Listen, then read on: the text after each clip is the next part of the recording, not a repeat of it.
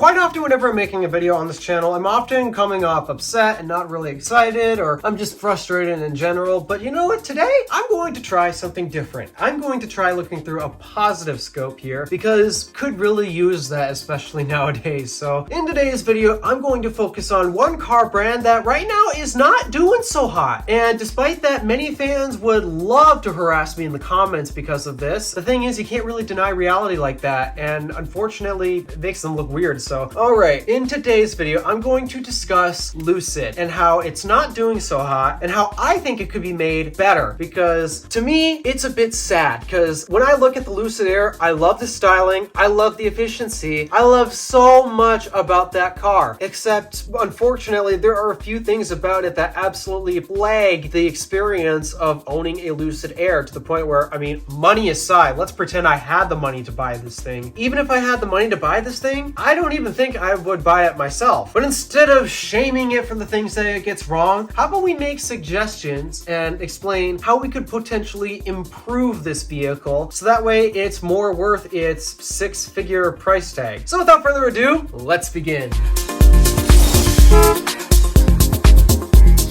So just so you guys are aware, I do like the Lucid Air. Before anyone comes off in the comments acting like, you're just a Tesla fanboy who's gonna crap on all these other non-Tesla electric cars. Meanwhile, you don't understand the Lucid Air is the best vehicle on the planet. Calm down here. Let's come back to reality. While yeah, you might be able to tell just by the Tesla Model 3 and supercharger I have on display on my shelf. Yes, I am a Tesla fan, and that is the vehicle I am still trying to save up for, despite that I'm still making payments on a hybrid I just bought. But just because I like one brand does not mean I hate every single other brand. And Lucid is one of those brands that I actually like. There are some things about it that frustrated me, and not because anyone else does it better, it's because I want Lucid to do better. I genuinely see potential in this brand, and it makes me sad to see that the brand is not doing so well. So because of that, today I want to be on a more positive side and offer a few suggestions that would probably help this brand do way better than they currently are, because right now Lucid is selling six-figure vehicles. When you want to sell vehicles at that price, you have to nail absolutely everything, and they've nailed a bunch of things, but they kind of left a few things as a bit of an afterthought. And yeah, some other luxury brands that will sell you vehicles that are $100,000 plus, yeah, they might leave out a few things because, well, it depends on what type of car it is. But Lucid, I want to remind you, is trying to be a luxury brand. They are trying to sell you an experience, a six-figure experience. And as of right now, I think the biggest reason why a lot of their vehicles aren't selling is because they're just flat out not living up to that six-figure price tag that Lucid is charging for that thing. You're going to demand six figures for that vehicle. You're selling an experience to go along with it. And I don't think anyone right now is really enjoying Lucid's six-figure experience. So before I go off into my suggestions on what they need to improve, let's actually establish what they nailed and what they got right, which they have gotten quite a few things right, if I'm being honest. First up, I know this is controversial, but that's because this is a subjective category. It really depends on who you are. But styling. I love the look of this car, not gonna lie. Lucid decided to go a little non-traditional. Yeah, it's a sedan. I get it. Nobody likes sedans anymore. Ugh, why is that the case? I love my sedan. My first car was a sedan, and the car I'm driving today is a sedan. I love them so much.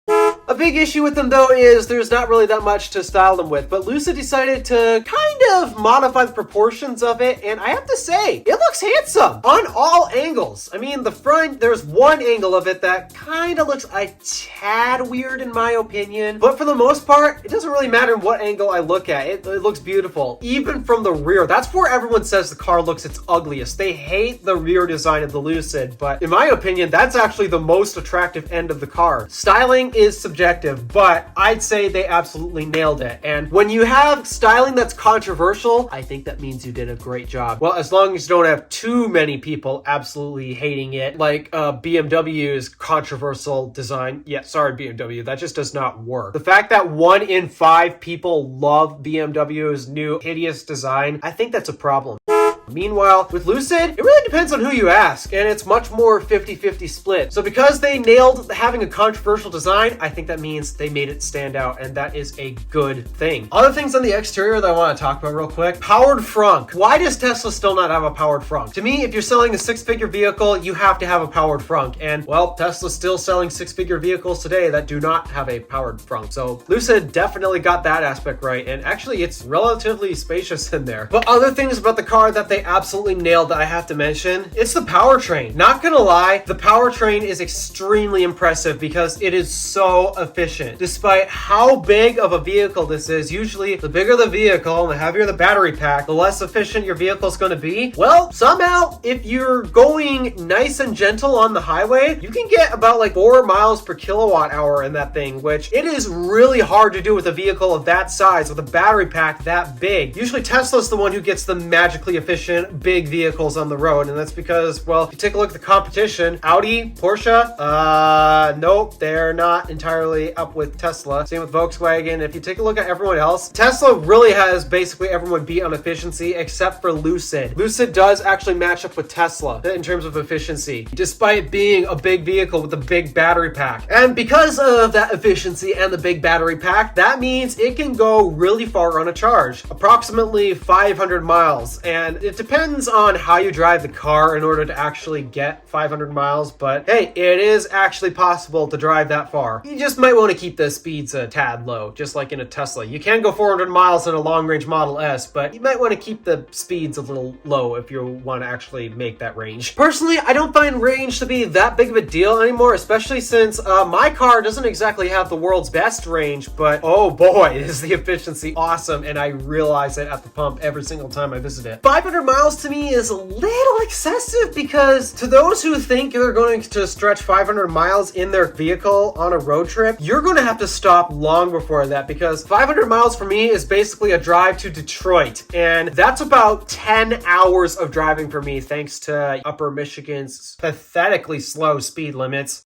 10 hours of driving, you have to stop within the 10 hours of driving, not because you feel like you need to stretch your legs. Some people will go sit in that and feel completely fine. No, the reason why you need to stop is because your bladder's about to burst. That's why I find 500 miles to be totally excessive. I've watched people attempt a road trip using the extreme long range, and usually they did have to stop at least once before they charged because their bladders were about to burst. I guess it's a good thing that they have range that high, so that way you're not worried about chargers that much, especially because that's one of the areas that we're going to be discussing improvements with. But great efficiency, great powertrain setup. And I haven't personally driven a Lucid Air. That's because they're impossible to find, and you're never going to find one anywhere where I live. So yeah, I've seen one once in the wild, but that was along I-95 on my trip to DC. That was it. But I want to discuss driving. Car reviewers who have driven the Lucid Air absolutely love how the vehicle drives. You want to drive in comfort mode? Well, you got a nice, comfortable grand touring vehicle, and it cruises nicely, and you're nice and comfortable in it and cushy. Let's say you wanna, I don't know, turn the dial up to 11. Oh, the Lucid Air will let you dial the driving performance up to 11. It's got insane acceleration. The handling is really great as long as you have it in Swift mode. If you try doing sharper corners not in Swift mode, whoo, that's gonna be fun. And then also, yeah, I probably should touch on this. The interior. It's really great. It's an area that Lucid absolutely nailed. Materials are nice. The fit and finish is generally great on the interior, and for the most part, Lucid has actually figured out their software issues. In the last video I made talking about Lucid, I pointed out how their software was just not up to snuff, but for the most part, they fixed all of the bugs and the crashes and the things just weirdly not working. They still have a few issues here and there, but for the most part, Lucid seems to have figured out the software. Well, almost. There's still a few improvements and suggestions that I'd like to suggest later, but actually, that's pretty much what I have to say about the rest of the car. That's all the great things about the car that they nailed. I love the styling. I love the powertrain. I haven't personally driven it, but I hear that it is a real fun car to drive. If you want it to be. If you don't want to have fun on the back roads and all that, it's a great grand touring vehicle, nice and comfy and cushy. But if you want to have fun and take it on some back roads and twists and turns, it can do that. So yeah, those are some great things that Lucid has nailed. However, there's some other areas where I think they could improve. future-proof because, yeah, they've got these areas right now that help add up to the six-figure price tag. There's some other areas that are not really helping the car's case. All right, first suggestion, and we're going to make it really quick. The charge port. Yes, I know. CCS technically is not the problem, but overall, this connector that I'm holding here, the NACS connector, is a better one. Longtime viewers of this channel would probably know why I love this connector so much. So let me describe to you again if you are not familiar as of why. Despite that technically to achieve Lucid's charging speeds that they want, you don't actually need the NACS connector to achieve that. However, if Lucid wants to, I don't know, improve charging speeds to the point where they want to go above half a megawatt, you're going to need this. CCS Type 1 here in North America is limited up to half a megawatt peak. And yes, Lucid Air doesn't charge that fast right now. In fact, none of today's chargers can actually charge a vehicle that fast. But Lucid likes to openly brag about its ability to charge at 350 kilowatts, despite how difficult it actually is to get the car to charge at that. More in a minute. Point is, if you want to really future-proof yourself in terms of charging speeds and capabilities, you might want this connector right here. But other reasons aside from the performance, because right now Lucid doesn't technically need to switch connectors in order to get better performance, because they got, well, some great performance, I'll say. I want to talk about the feature set aside from performance. Notice how easily I can just maneuver this cable with my one hand, and yeah, okay, technically this is an AC charging cable, which means it's extremely thin compared to what you'll find at Tesla superchargers, but I have visited Tesla superchargers and they're so easy to handle and maneuver. I even did what I call the sister test, where basically I told her, hey, pick up the NACS cable and maneuver it around. And this is not just this cable, I meant the Tesla supercharger, the DC cable with the thicker cables. Oh yeah, she's able to maneuver that thing with ease. Compared to CCS Type 1, it did not pass the sister test. She was able to get it released, but if she wanted to move it, she needed two hands. And sadly, this is the case with a lot of people, not just my sister. So because of NACS's smaller design and, well, it's just easier to maneuver and all that. That, and also I want to talk about the latching mechanism because, oh boy, does this make a huge difference between the connectors and the differences within safety as well as reliability in general. But I want to talk about the latching design. With CCS Type 1, you got the mechanical latch on the connector itself, and this is really bad design for two reasons. Number one, it breaks. So when it breaks, there is nothing holding that cable into the vehicle. And when you're DC charging especially, if you happen to accidentally trip over that cable, or if, say, gravity wins and accidentally gets pulled out for whatever reason, it is going to arc flash, and number one, it's going to basically destroy your charge port, and well, maybe not just the charge port, but the rest of the vehicle as well. And if you happen to be close by it, it will either A, seriously injure you to the point where you need to be hospitalized, or B, we might need to get a hearse involved.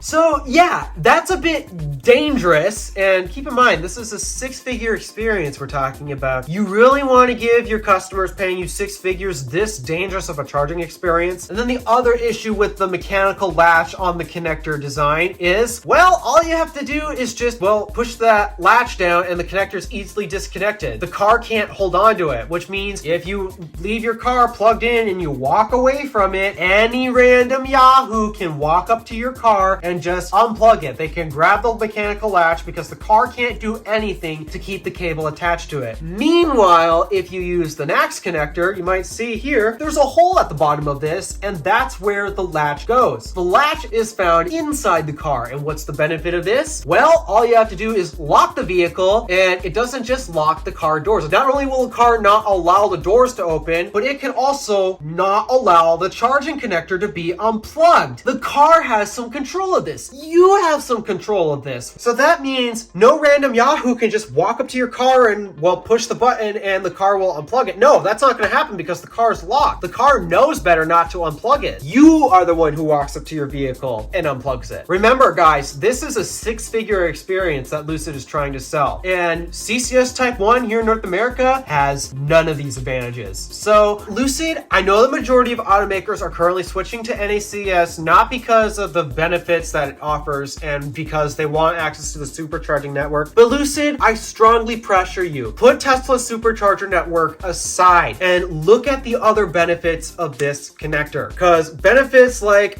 better security and safety, that adds up to a six-figure price tag in my opinion. What do you guys think? Does it? I would think so. And there are other charging hardware providers out there that are in the process of integrating NACS into their vehicles, so that way you don't have to worry about not being able to charge because your vehicle's at 900 volts while only Tesla's superchargers are capped out at 500 at the moment. Again, V4 will fix this, but still, six-figure experience? Let's put a six-figure experience plug on there. All right, plug aside, because we all know that is always a recommendation I'm going to give to everyone. Let's talk about some other faults that are actually more Lucid specific. Lucid advertises that the Air can charge at up to 350 kilowatts, which technically, yes, it can, but the likelihood of it actually getting there is unfortunately extremely low. I have watched so many road trip videos from Out of Spec Motoring, and it's not just Out of Spec Dave's Lucid, it's also that Lucid that they borrowed from a guy in Palm Springs who lent Kyle his Lucid while he was away for 3 weeks in Europe. It is ever rare they have actually gotten the vehicle to charge at 350 kilowatts. I've only seen them accomplish it once on camera, and it was at basically a BTC Electrify America station, though I'm not too sure if the car was requesting that much power or not, because BTC unfortunately is a little famous for delivering too much power to the vehicle. So yeah, I'm not entirely sure if that was even Lucid's fault or not as of how it got 350 kilowatts, but still, technically it can charge there, but it is extremely difficult to get there. And not only is it extremely difficult to get there, the general charging curve on it sucks. Once you hit your peak, you basically a minute or two later, it instantly starts falling on its face in terms of charging curve performance. I'm not entirely sure why this is the case. From what I've seen in terms of charge testing, it may appear to be a thermal issue, but I'm not too sure how it would be a thermal issue when you got the voltage up this high and this low amperage. Because I would think cooling that battery should be much easier when the amperage is that low compared to the 400 volt class EVs when they're trying to pull about 500 amps, and yet their fans are just ripping like that. So I'm not entirely sure what exactly is wrong with Lucid's charging curve, but there appears to be a consistency where it's ever rare you actually hit that 350 kilowatt peak, but whether you do or you're not, the charging curve instantly starts falling on its face, and it just becomes much slower, even to the point where, I gotta say it, the charging curve of the Lucid Air, it may peak so high in theory, I think it's technically worse than a Tesla Model S, which is a big competitor to Lucid. Yes, Lucid may technically be able to charge faster than the Model S, but the Model S appears to have a better charging curve. Therefore, in theory, its charging performance is technically better than the Lucid. And we have seen this time and time again. So Lucid, I know the battery can do it. You got a big battery pack. We've seen it technically charge at 350 kilowatts for a little bit, but can you please let the vehicle charge at that speed deeper into the pack? Because nobody enjoys really sitting waiting at a charger for as long as it takes to get the Lucid charged back up. Lucid fans, you may technically say that it's the best vehicle because it charges at 350 kilowatts, but that's really a technicality, and it's ever rare you ever get the vehicle to charge that high. And even if it does, it just starts to fall on its face after a couple minutes, and its general charging performance is considered to be poor in my book. That is another suggestion that I have to Lucid, because especially if this is a road tripping capable vehicle, you might want to improve the charging curve. And speaking of charging, we're not done just yet, because actually, yeah, charging this vehicle has been one of the biggest issues with owning a Lucid Air, and often has been a big reason why people have decided to sell them. But there's a very obvious issue going on, and it's actually the charging network that Lucid has partnered up with. Electrify America. It is safe to say that this is not the network that you should partner up with. Take a look at Rate Your Charge. Electrify America has less than a 50% satisfaction rate. Less than 50% satisfaction. That doesn't sound like a six-figure charging experience to me. And that is the network that Lucid has partnered up with. Yes, it supports plug-in charge, and that I do like, but again, you've partnered up with a charging network with less than 50% satisfaction. That's just not a six-figure experience. And yeah, as of right now, basically ever since the spring and the summer hit, Electrify America has never been on the low that they currently are right now. They used to be able to hold just above 50%, and breaking the 60s actually relatively fine, but ever since the summer came, they've just been having their biggest low ever. Combined with the Signet Surge, which actually it affects the Lucid Air most because we've discovered the Signet Surge affects high voltage vehicles, and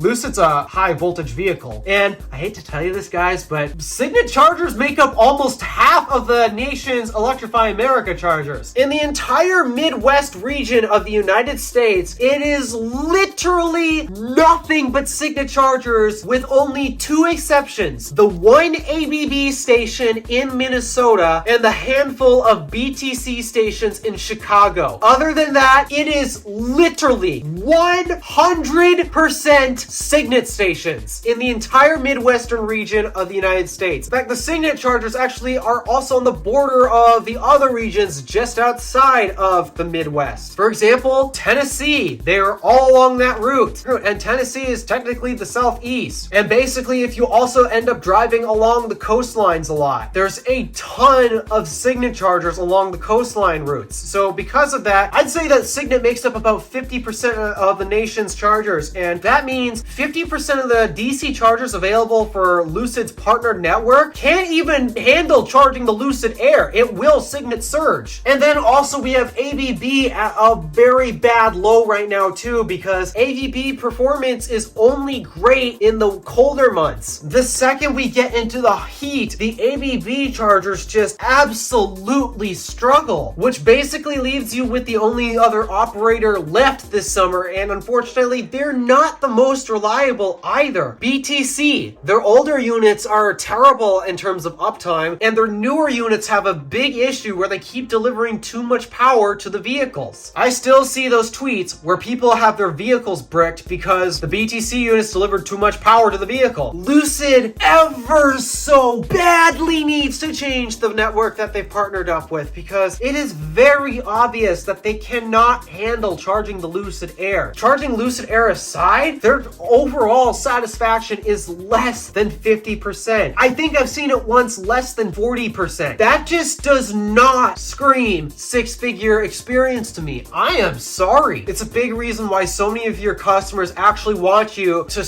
put your pride aside and partner up with Tesla. And yeah, I know Tesla does not have 1,000-volt superchargers on the market yet, but from what I hear, it's actually a very simple retrofit. And don't worry, Tesla's got to do the retrofit at some point for the Cybertruck, because the Cybertruck also has a high voltage. So because of that, I'd say get in the works with Tesla and partner up with them, because yes, it's sad to say this, but your biggest rival is just absolutely ruining you right now, because they've got the charging network and they got this experience down. It's also another reason why I so badly want you to switch to this, but again, supercharger network aside, you should switch to this connector anyways. So yeah, these major charging issues is probably one of the biggest reasons why people do not want to buy the Lucid Air right now. Combined with the Signet Surge, ABVs melting in the summer, and all the other networks having questionable reliability themselves, I just don't know how to recommend the vehicle for road tripping, because in theory it technically should be the best vehicle out there to road trip, assuming that Lucid improves the charging curve, because it's still not that great. But we have seen in many different road tripping videos, be it Out of Spec Dave's road trip to Florida and back, that was a nightmare experience for him. The Cannonball, the Out of Spec Cannonball team could not break the record, not even the current Cannonball EV record. They couldn't even break their own personal best in the Porsche Taycan with the Lucid Air. They couldn't do it. And then finally in the race to Vegas, twice, if you do the math, the Lucid Air was technically, by the numbers, the last vehicle to show up at the destination. And for the most part, it's not because the vehicle's architecture is bad, it's because the charging aspects of it is terrible. Not only is its curve relatively poor compared to the other two best road tripping vehicles on the market, but the network that they've partnered up with it is so incapable of charging it to the point where you have to do these really deep sessions, and when you do deep charges with the Lucid Air, that requires so much time. And as a result, we've seen it twice in both these tests. The Lucid Air came in last. And with these results in mind, I think that kind of states that this vehicle is not worth six figures then, if despite on paper, in theory, this is supposed supposed to be the best road tripping vehicle out there. It's nice and comfortable, it's got lots of range, it's extremely efficient, and in theory, it can peak at 350 kilowatts. So in theory, this really should be the best road tripping car out there, but it's not. And to me, I'm disappointed in that because I actually want it to be, but this charging experience is just not there. In fact, the rest of my issues that I have with the car that actually I really want Lucid to improve upon, it's actually two more things. Number one, battery preconditioning. They've recently released an update where it'll now do automatic battery preconditioning, but from the sounds of it, it's still not that great. I think they need to tweak the code because battery preconditioning doesn't seem to really help that much, because I've seen Kyle and many other people who have road tripped the Lucid, they've activated battery preconditioning, be it manually or with the new automatic function. They still really have a difficult time getting it to peak at its 350 kilowatt speed. So I think they need to adjust their battery preconditioning logic because clearly it's not working. It's not doing what it's supposed to do. And then the other thing is they need to work on the route planner. The software, for the most part, it's now basically snappy and it's got all the nice features, and they've made huge improvements from when they initially released the vehicle. But there's one aspect of it that I think even still should be in a six-figure vehicle, including this, the route planner. The route planner is absolutely horrible. I mean, it's gotten improvements. It used to make you want to stop at AC level 2 chargers. That's not a good idea, especially on a road trip. So it's gotten better at recommending DC chargers, but it's still not really taking advantage of the vehicle's capabilities. It doesn't take advantage of the long range capabilities, and even still, there are times where it'll recommend charging up at a lower powered charging station, and that's not what you want to do, especially when the vehicle can theoretically peak at 350 kilowatts. So the route planner needs improvement. And then I guess final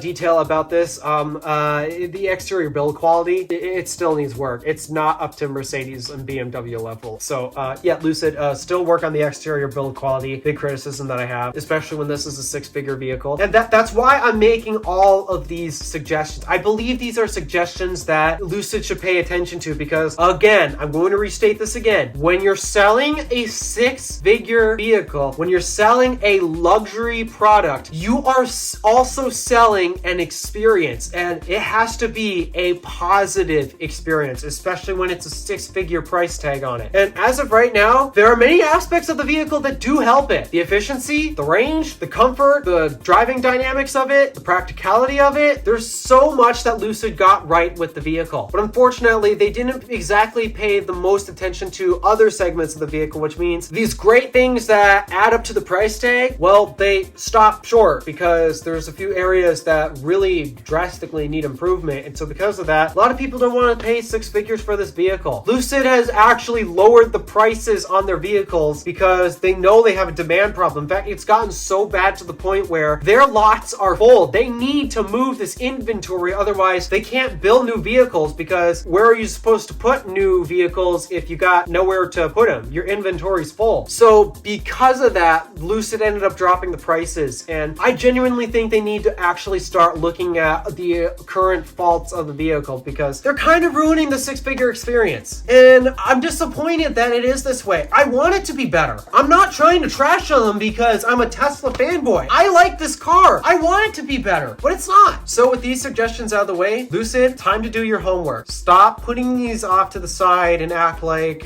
your customers won't care. No, when you're selling vehicles this expensive, your customers are 100% going to care. And you see this reflected in your sales, Lucid. Like, you're struggling to move inventory. And you can deny reality all you want about the Lucid Air being truly the best vehicle out there. Well, a good way to gauge whether that statement is true or not is take a look at the sales. If it truly was the best vehicle out there, I would expect a lot more people to be buying that rather than Mercedes or BMW or any other luxury brand for that matter, in fact, including Tesla Model S. Despite that, Model S isn't exactly the highest end type of vehicle you could buy. It's more of a performance vehicle rather than a luxury vehicle. So again, Lucid, please do your homework and please make the vehicle better. I want to see the vehicle better. I want to see sales improve. And I especially want this to happen for the fans out there because you've clearly created a massive fan base. There's a lot of this fan base themselves that can't even afford the car, but they still love it so much to the point where they're willing to go into comment sections and make false claims about presenters on YouTube when it comes to their opinions on the car. Hey, editor Alpha DeWolf here.